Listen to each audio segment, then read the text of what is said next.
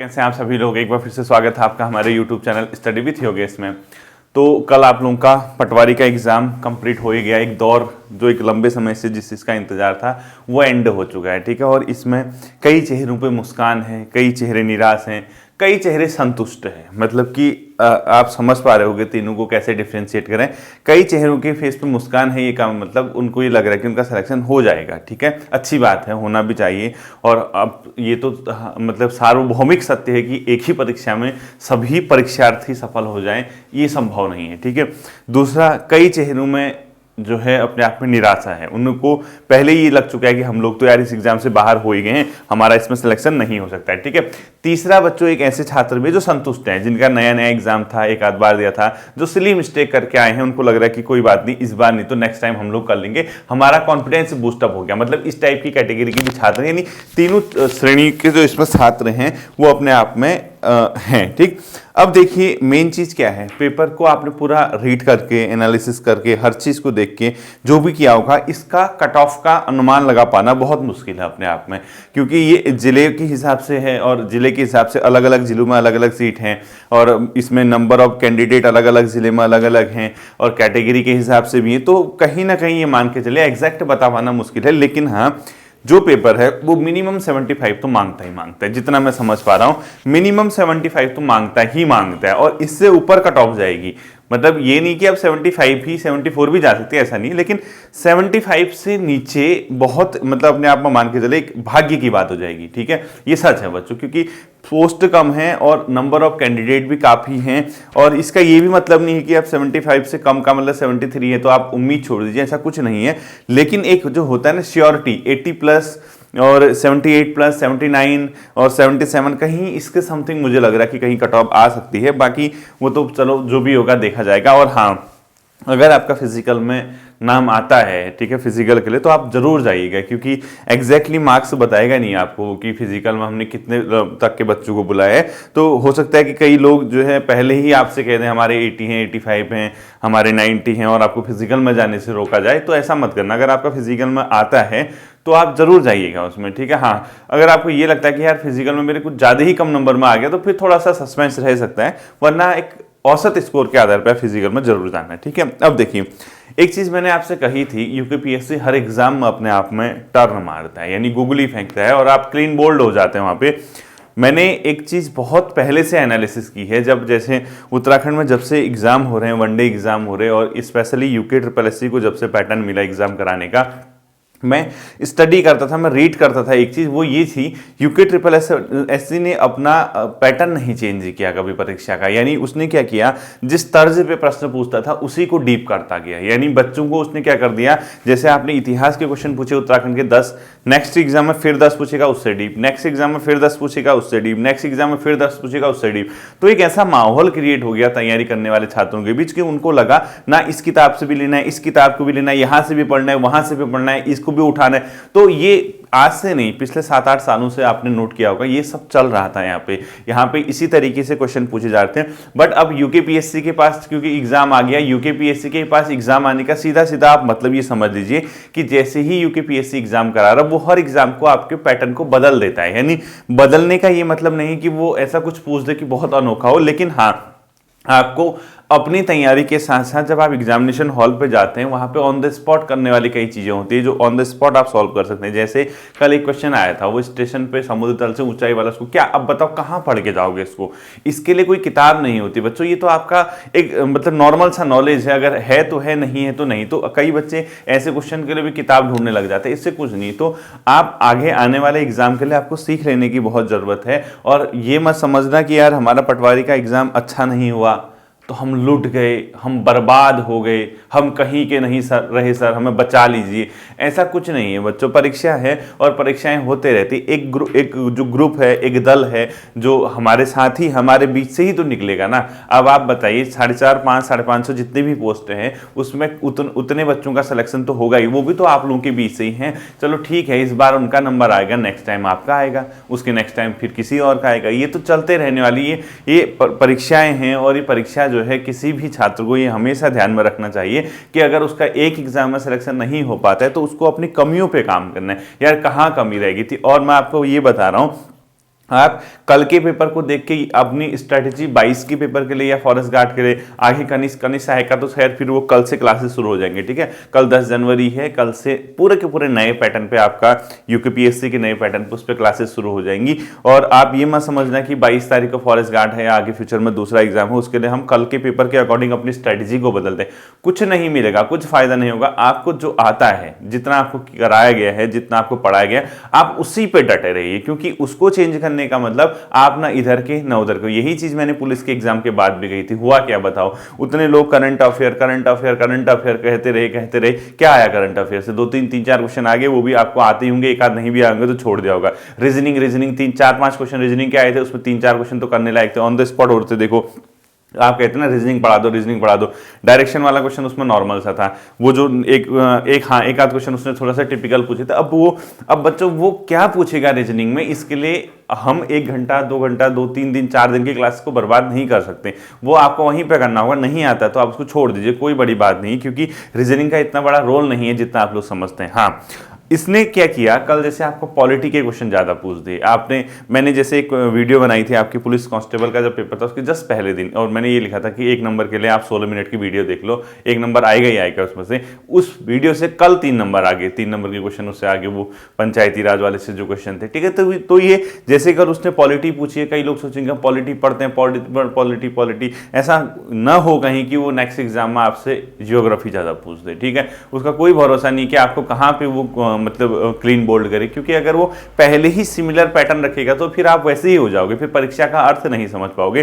परीक्षा यही होती है बच्चों, और डिमोटिवेट होने का तो कोई चक्कर ही नहीं है, कोई चांसेज ही नहीं है कि हम डिमोटिवेट हो जाएं, क्योंकि हमें तो वर्क करना है ना, हमें अपनी कमियों पे काम करना है। अभी क्या है यार बताओ, क्या एज हो रही होगी अभी आपकी, बताओ। जो कल जिसका एग्जाम था, जिसका अच्छा नहीं हुआ, मैं उससे कह रहा हूं 35 ही तो होगी ना, 35 से ऊपर तो होगी ही नहीं, क्योंकि 35 साल में ही तो आपने लेखपाल का अंतिम फॉर्म वगैरह जो होगा 35 से ऊपर। तो अभी भी आपके पास देखो, अभी इस उम्र में कुछ अपना शुरू करते हो या कुछ अपना दूसरी जगह सेक्टर में दूसरी जगह जाके काम करते हो, उसमें आपको स्टेबल होने में टाइम लग जाएगा, उसको सेट करने में समय लग जाएगा। तो क्यों ना एक काम करो, 2023 वाला ईयर देख लो ना। अभी तो आपके पास विज्ञापन भी हैं, अभी आपके पास परीक्षाएं भी हैं।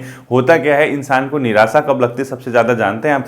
देखो, सफलता असफलता तो एक पॉइंट है, वो कोई रहेगा सफल, कोई नहीं रह पाता है, लेकिन सबसे बड़ा दुख कब होता है, जब सामने एग्जाम ना हो। यार अब क्या करें हम, आपके पास तो एक उद्देश्य है ना, आप क्या है, देखो कनिष्ठ सहायक 5 मार्च के लिए आप 1.5 महीना फिर से उसी के पैटर्न पे पढ़ना शुरू कर दो। अब तो मैं कल से आपको पढ़ाऊंगा ना, आपको तो मैं अब नई चीज दूंगा, मैं साइंस से आपको दूंगा, क्योंकि साइंस अब पहली बार क्या होगा, यूकेपीएससी के प्रॉपर पैटर्न पे कल से क्लासेस चलेंगी। यानी आप ये मान के चलो कि अब यूकेपीएससी के पैटर्न पे आप क्लासेस करोगे। आज तक तो आप पुराने ओल्ड सिलेबस पे कर रहे थे, अब साइंस को फोकस करना है, अब रीजनिंग को फोकस करना है। अब कुछ क्वेश्चन आपका अलग सेक्शन है, करंट अफेयर तो हमने करी हुई है, कुछ और भी था उसमें जो भी है, जीएस वगैरह, वो हमने फोकस करना है, कंप्यूटर वगैरह। तो हम एक नए पैटर्न के हिसाब से तैयारी करेंगे। जब जहां इतना समय आपने दे ही दिया, एटलीस्ट कम से कम जो जनरल मतलब तैयारी करने वाले लोग हैं, जनरल मतलब कैटेगरी नहीं, जनरल मतलब जो जनरल एग्जाम्स की तैयारी करता है, उनसे मैं ये कहूंगा एटलीस्ट आरओ एआरओ और लोअर पीसीएस के प्रीलिम्स तक आपको तैयारी करनी चाहिए, ठीक है। चलो आपको लगता है कि सर लोअर पीसीएस वगैरह अपर पीसीएस वगैरह हमसे नहीं हो पाता है, हम नहीं लिख पाते हैं, अगर आपके दिमाग में ऐसा है तब भी मैं आपसे ये कहूंगा कम से कम आप लोग कनिष्ठ सहायक के एग्जाम तक, कम से कम आपको आरओ एआरओ के एग्जाम तक रुकना चाहिए, क्योंकि आरओ एआरओ का मेंस अपने आप पर डिफरेंट मेंस है in comparison to lower and upper PCS. तो मेरी आपसे एक रिक्वेस्ट भी है, और आपका एक शिक्षक होने के नाते मेरे आपसे एक मतलब एक ये कह सकते हो आप, एक दिशा निर्देश भी आपके लिए कि आप ये मान के चलिए कि आपको एटलीस्ट 2023 के कुछ एग्जाम तक अपने आप को रोक के रखना चाहिए, क्योंकि अभी जहां पे आप खड़े हो वहां आपको दूसरी जगह डाइवर्ट होने से आपको वहां पे जाने में, यानी अगर आप अपने आप को डाइवर्ट करते हो कहीं दूसरे सेक्टर में लगाते हो, वहां समय लग जाएगा। लेकिन आप जहां पे अभी पहुंच चुके हो वहां तो आपने कई सही तरीके से तैयारी की है। आपको क्या करना है बताओ, सिर्फ कमियों पे काम करना है। नोट्स आपके पास बने हैं, किताबें आपके पास मोर देन इनफ हैं, हर चीज आपके पास पर्याप्त है, बस उसको हल्का सा जहां पे जो कमी हुई थी उसको सुधारना है, बाकी क्या करना है बताइए। और आपने एक चीज नोट किया होगा, कल जैसे पेपर था, पेपर क्या था बताओ, 60 मार्क्स का 60 या 65 मार्क्स का पेपर तो आपका था जो आपने पढ़ के गए होगे, बाकी बचा ना 30 से 35 नंबर या 20 से 25 number paper on the spot होता है। और हर पेपर यही होता है बच्चों, हर पेपर की गाथा यही है किसी भी पेपर में आप मान के चलिए कभी नहीं होगा कि आप जो पढ़ के गए हो एग्जैक्टली हर चीज वही आ जाए। 60-65 नंबर से ऊपर किसी को नहीं आते हैं, वो ऑन द स्पॉट होता है। कोई गैस करता है, कोई ऑप्शन में एलिमिनेशन मेथड अपनाता है, कोई कुछ करता है, उस आधार पर वो अपना स्कोर कर पाता है, और यही एक प्रकार की सच्चाई भी है। ठीक है, तो आपके पास अभी ऐसा नहीं है कि जैसे मैं कहता हूं ना, लुट गए, बर्बाद हो गए, हम तो कहीं के नहीं रहे। सर अभी ऐसा नहीं आया है समय, अभी आप थोड़ा सा वेट कीजिए, थोड़ा सा आपका हो सकता है कि आपका वक्त नेक्स्ट टाइम हो। और ये भी नहीं कि अब जैसे इतनी लोग क्लासेस देखते हैं, इतने लोग पढ़ते हैं, ऐसा नहीं है कि किसी का सिलेक्शन नहीं होगा, होगा तो सही 400, 450, 500 लोग तो जितने पोस्ट हैं वो तो हो ही रहे ना। या तो ऐसा होता पेपर हम दे रहे होते उत्तराखंड के छात्र, किसी का सिलेक्शन नहीं हो रहा उत्तराखंड से, तब तो हम कहते यार अब हम क्यों पढ़ें, हो तो रहा ना, किसी का तो हो रहा, चलो हमारा नहीं हो रहा, उन लोगों के लिए हम लोग क्लैपिंग कर सकते हैं जिनका पेपर अच्छा हुआ, उन लोगों ने भी मेहनत की थी। हो सकता है कि वो आपसे ज़्यादा मेहनत करके आए हों, हो सकता है कि आपसे लंबे समय से पढ़ते आए हों, हो सकता है कि आपसे अच्छी अप्रोच अपनाई हो सकता है कि सही डायरेक्शन में आगे स्टडी की हो। तो ये समय है। कई बच्चे अब जैसे कल मैसेज लिख रहे थे, सर 3 साल से लगातार तैयारी कर रहे हैं, अब जाके बड़ी मुश्किल से स्कोर 83 हुआ, 82 हुआ। भाई वो 3 साल से कर भी तो रहे हैं ना, उनने काम भी तो किया है। एग्जैक्टली आपके साथ भी चीजें होती है, आपकी भी जहां पर कमियां हैं, अभी आपके पास मौके हैं, और मौकों को भुनाने में कोई देर नहीं लगती। ठीक है, सबसे पहला अगला फोकस आपका होना चाहिए फॉरेस्ट गार्ड का एग्जाम। जिन छात्रों का फॉरेस्ट गार्ड का एग्जाम है उनसे मैं यही कहूंगा, परिवर्तन अपनी स्ट्रेटजी में मत करना है यहाँ पे, क्योंकि कितने दिन बचे हैं, 1 हफ्ता 1.5 हफ्ता, यानी आप लगा लीजिए 9 तारीख है, अगले के अगले संडे आपका एग्जाम हो जाएगा। तो इतने 2 हफ्ते के अंदर अपनी स्ट्रेटजी बदल दे रहे हो, इससे कोई फायदा नहीं होगा। ठीक है, इससे कुछ भी नहीं मिलेगा आपको। मैं आपसे पहले भी कहता आया हूं, वो कभी भी हो सकता है कि आपके लिए हिंदी टफ पूछ दे, डरना मत, डरना मना है, इतनी टफ नहीं पूछेगा जितना आप सोच रहे हो सकता है, पॉसिबिलिटी है, क्योंकि पिछले 2 पेपरों में आपको हिंदी के क्वेश्चन इजी देखने को मिले हैं, चाहे पुलिस कांस्टेबल का हो या अपने आप में पटवारी का।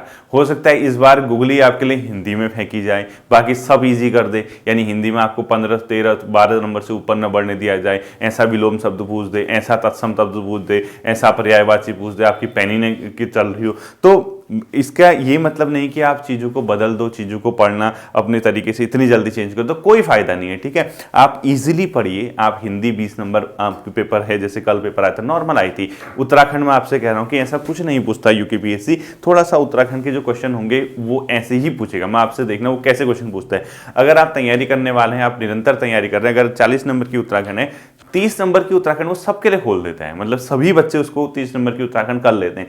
बचे हुए 10 नंबर ऐसे होते हैं जो रेयरली कुछ बच्चे कर पाते हैं, कुछ गैस करके सही कर आते हैं, किसी ने कहीं पे पढ़ा होता है, वो इस टाइप के क्वेश्चन पूछता है। और एक अच्छा जो पैटर्न बना रखा है, एक सही तरीके का पैटर्न जो है वो बहुत सही है। ठीक है, थोड़ा सा मुझे भी थोड़ा सा लगा कि अगर वो 5 नंबर साइंस वाला पोर्शन हटा दिया जाए, वहां पे कुछ ऐसा जो आपके सिलेबस का जीएस वगैरह का पोर्शन था, क्योंकि सिलेबस में दिया नहीं था। अब देने न देने के बाद अगर 5 नंबर, लेकिन वो सभी के लिए हो गया, फिर वो ऑल स्टूडेंट के लिए हो गया, वो एक सामान्य ज्ञान के अंदर आ गया। ठीक है, तो आप ये मान के चलिए, अगर आप मतलब फॉरेस्ट गार्ड की तैयारी कर रहे हैं, तो आप सीधा सीधा ये है, एक फॉर्मूला है कि यार हम यहाँ पे आके अपने आप को ना बदलें। ठीक है, अब पता लगा कल के पेपर में करंट अफेयर कम दी ना, अब पढ़ते ही नहीं है करंट अफेयर।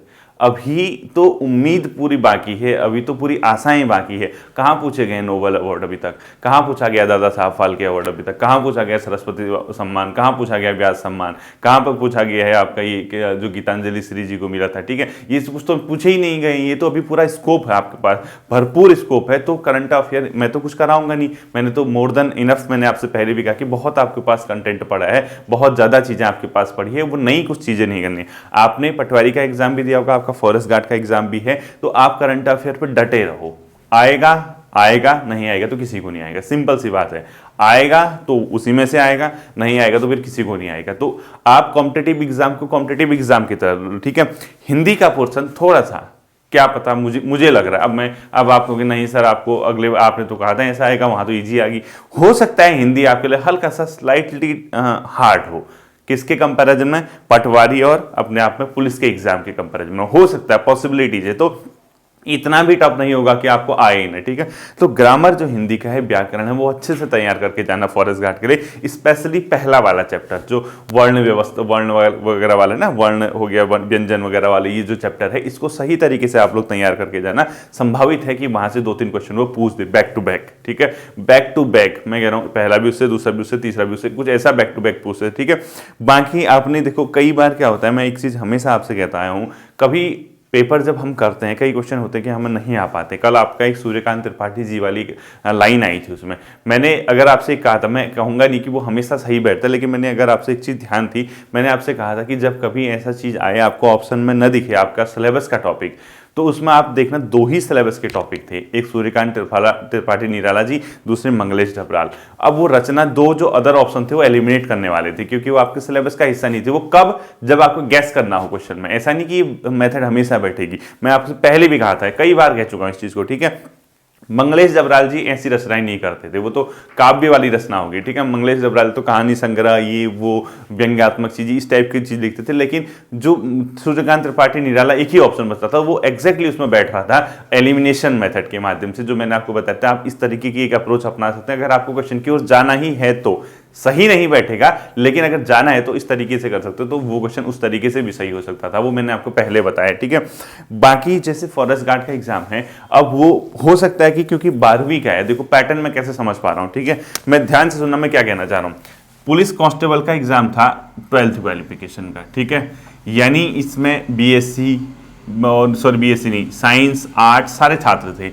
और जो पटवारी का एग्जाम था वो था ग्रेजुएट, क्या था, ग्रेजुएशन लेवल का, ठीक है। यानी ये ग्रेजुएशन लेवल का एग्जाम था, और इसके बाद फिर फॉरेस्ट गार्ड का जा रहा, वो क्या रहा है, 12th है।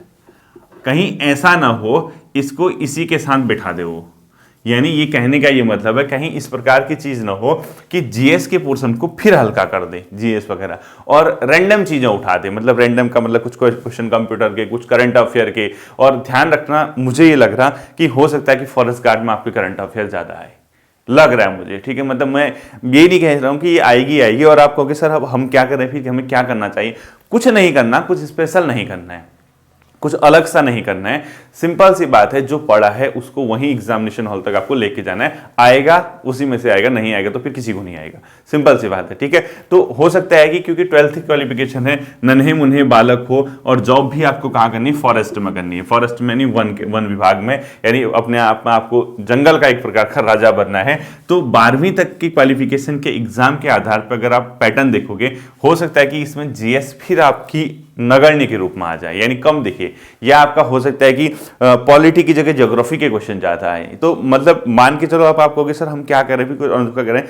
कुछ नहीं अनोखा करना है, जो आपने पढ़ा है उसको आप पढ़ के जाइए, बस यही करना है। अभी भी आपके पास समय है, लुसेंट ऑब्जेक्टिव लगाते रहिए, क्वेश्चन आए ना आए, क्योंकि वहां पर इस माइंडसेट के साथ जाना कि हम लोग हाँ कंप्लीट तैयार होकर आए हैं, हम लोग कंप्लीटली अपना 100% देके आए हैं, हमने घर पे अपने कर्म किए हैं। इस माइंडसेट के साथ जाने से कॉन्फिडेंस बूस्टअप होता है, और जब कॉन्फिडेंस बूस्टअप होगा तो आप कोई क्वेश्चन करोगे, उसमें गैस भी लगाओगे, या अपने आप में जो आप वहाँ पे जो आपका मेंटल मतलब वो है, क्या कहते हैं, कॉन्फिडेंस है, यानी मानसिक रूप से जो सशक्तिकरण है आपका या सशक्त है, वो बहुत ज़्यादा होता है। वरना अगर आधा अधूरा करके जाओगे, कहोगे ना, इन पेपर के पैटर्न को देख के सिर्फ मैसेज मिलते हैं, मैसेज ये मिलते हैं कि बदला जा सकता है पैटर्न तुरंत, कहीं भी मतलब गूगली फेंक सकता है। तो ध्यान देना, कहीं ना कहीं ये 2 पैटर्न पे सेम ना कर दे वो, मतलब इसी तरीके का पेपर ना पूछ दे। तो अपने आप में कुछ नहीं करना है आपको क्या करना है, करंट अफेयर चाहे उत्तराखंड की हो या नेशनल हो, उसको अच्छे से आपको तैयार करके जाना है, जो मैंने बताया हुआ आपको। जीएस की क्लासेज आपके पास मोर देन इनफ है, बहुत हैं, ठीक है।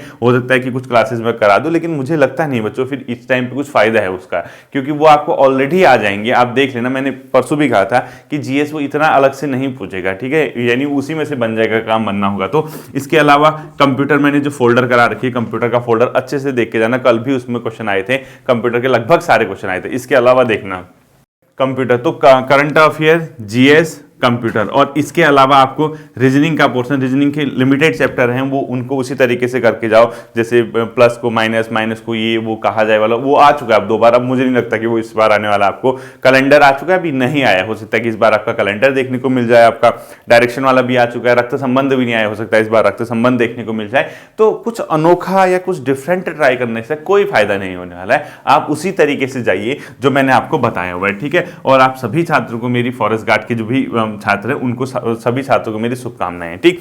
अब हम देखेंगे बच्चों, अब हम क्या करने वाले हैं। देखिए, जिन बच्चों का पेपर अच्छा नहीं हो पाया, यानी जो संतुष्ट हैं वो तो ठीक है, और जो जिनके चेहरे पे मुस्कान है वो तो ठीक है, लेकिन जो निराश हैं उनको निराश होने की जरूरत नहीं है। कल 10 जनवरी से हमारी क्लासेस शुरू हो जाएंगी, आप बिल्कुल बेफिक्र रहना, ठीक है। और फॉरेस्ट गार्ड वाले टेंशन मत लेना कि सर ने हमें छोड़ दिया, ऐसा नहीं है। बीच बीच में आपके साथ आते रहूंगा मैं, हो सकता है कि स्टार्टिंग में फॉरेस्ट गार्ड से ही करूं।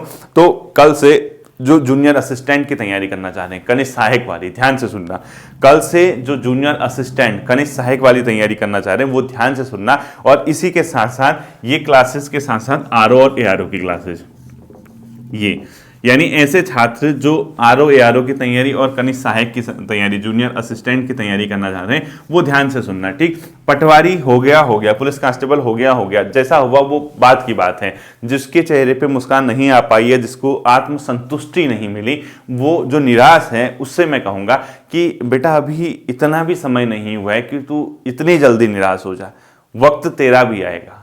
आज तेरा नहीं था, कल तेरा वक्त आएगा। तू धैर्य रख, तू हिम्मत रख, बस क्योंकि तूने बहुत कुछ किया है, बहुत मेहनत की है, मैं जानता हूं। बस थोड़ा सा जो कमी रहेगी उस पर काम करना है, ठीक है। हो सकता है कि नेक्स्ट एग्जाम तेरा ही हो, इससे बेहतर तेरे लिए लिखा हो, तो अपना क्यों मतलब साथ छोड़ना है चीजों को, ठीक है। अभी 2023 का साल है, 2023 एग्जाम है, बैक टू बैक एग्जाम है, तो जहां पे एग्जाम आपके सामने होते हैं वहां पे पीछे हटने का औचित्य नहीं होता। हाँ, अगर मैं ये कहता कोई एग्जाम नहीं है आपका एक साल तक, कोई होना ही नहीं है, तब तो मैं कहता यार अब छोड़ो इसको, कुछ अपना काम ही कर लो, ठीक है, दो रोटी का जुगाड़ किसी और तरीके से कर लो। लेकिन अगर जब सामने एग्जाम है तो कल के दिन ये नहीं होना चाहिए नहीं यार काश पढ़ लिया होता एक साल और, ऐसा वर्ड नहीं आना चाहिए। क्योंकि बाद में अगर आप प्राइवेट सेक्टर की अगर कुछ सोचते हो, कहीं जाते हो, फिलहाल अभी के लिए इस टाइम पे, ठीक है, तो वहां जाने के बाद भी आपको लगने लगेगा कि यार थोड़ा पढ़ लेता काश, क्योंकि वहां भी बहुत ज्यादा संघर्ष है, बहुत ज्यादा स्ट्रगल है। वो अंतिम विकल्प होना चाहिए आपका। और हाँ, अगर आपके पास बहुत ज्यादा मजबूरियां हैं, बहुत प्रॉब्लम हो रही है अगर आपको किसी चीज की, तो आप फिर उसके बाद सोच सकते हैं, फिर आपको स्ट्रगल को डबल करना पड़ेगा, आपको अपने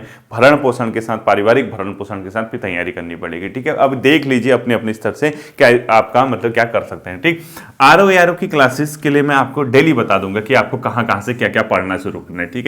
कल ही से शुरू हो जाएगा, मैं आपको डेली बता दूंगा कि आपको आरओ एआरओ के लिए क्या करना है। और सैटरडे संडे को संभावित रहेगा कि मैं आरओ एआरओ की क्लासेस आपको लेके आऊं। कब तक? जब तक आपका नोटिफिकेशन आ जाए, क्योंकि इसको बहुत इजीली हम कर लेंगे जब तक नोटिफिकेशन ना आए, ठीक है। जब तक विज्ञप्ति ना आए तो हम इसको सिर्फ सैटरडे संडे चलाएंगे, किसको? आरओ एआरओ को। और डेली मैं आपको काम दे दूंगा कि आपको क्या क्या तैयार करना है, कौन कौन से टॉपिक तैयार करने हैं और किस उस फोल्डर का लिंक कहाँ पे है, क्योंकि जो टॉपिक मैं पढ़ा चुका हूँ उसको मैं बार बार नहीं कराऊंगा, ठीक है। जूनियर असिस्टेंट के लिए हम कल से शुरू करेंगे और इसकी शुरुआत होती है हिंदी के कुछ टॉपिक से प्लस साइंस से, ठीक है, विज्ञान जिसको आप बोलते हो। इन दो टॉपिक के साथ हम लोग शुरुआत करेंगे और इसको तो हम प्रॉपरली अपने आप में किससे पढ़ेंगे? सिलेबस से पढ़ेंगे, क्योंकि ये पहला एग्जाम है जो यूकेपीएससी के सिलेबस पे आधारित है, यूकेपीएससी के सिलेबस पे आधारित। और कब है इसकी डेट? 5 मार्च है ना। हाँ, तो यूकेपीएससी के सिलेबस पे आधारित जो टॉपिक है वो मतलब जो पोस्ट है वो जूनियर असिस्टेंट की, हम इसके साथ शुरुआत करेंगे। बाकी बच्चों निराश मत होइए, ठीक है, निराश नहीं होना है। आप लोग मेहनत करते रहना, अच्छे से तैयारी करना। सर तो है ना आपके साथ, गाइडेंस तो मैं कर सकता हूं आपको बस जो कमी है उस पर काम करना है, बाकी गाइडेंस प्रॉपरली मिलेगी, साथ हमेशा रहेगा। ऐसा नहीं है कि बीच में साथ छोड़ दिया जाएगा। अपने आप को कमतर मत आके, आपकी उम्र कुछ भी है, कोई ऑप्शन नहीं है आपके पास, तब भी मैं आपसे कह रहा हूं आप 2023 का साल देना। और उन लोगों से मैं स्पेशली कहूंगा जिनका पेपर कल अच्छा नहीं हो पाया, आपके पास कंटेंट बना हुआ है, आपके पास सारी चीजें हैं, सारी की सारी चीजें पड़ी हुई हैं, बस थोड़ा सा जोर और लगा दीजिए, हो सकता है कि नेक्स्ट एग्जाम आपका हो, ठीक है। तो उन सभी छात्रों को ढेर सारी शुभकामनाएं जिनका कल पटवारी लेखपाल का एग्जाम बेहतर हुआ है। और मैं ये चाहूँगा कि आप लोग जरूर मतलब सिलेक्शन के बाद शिक्षक अपने गुरु से मिलने आइएगा। मेरी शुभकामनाएं आप लोगों के साथ। मैं उम्मीद करूंगा कि आप लोगों का जो अच्छा पेपर जिसको हुआ है, जिसको उम्मीद है कि हमारा हो जाएगा, बिल्कुल होना चाहिए, ठीक है। फिर मिलते हैं अगले सेशन पर, अपना ध्यान रखिएगा। Thank you.